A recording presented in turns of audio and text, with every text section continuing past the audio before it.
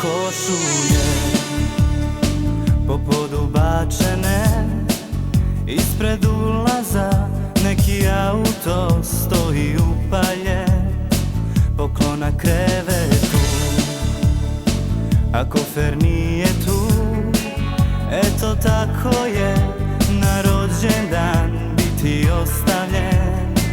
Na rođendan poljubi me za nekih 300 godina. Toliko će mi trebati da ozdravimo tebe ja.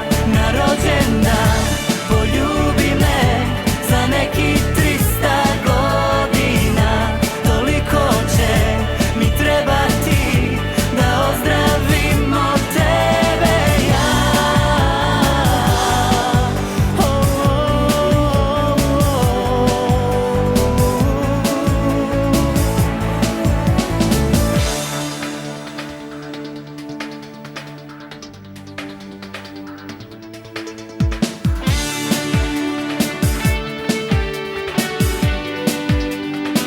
I lift je zauzet, a ja sam oduzet.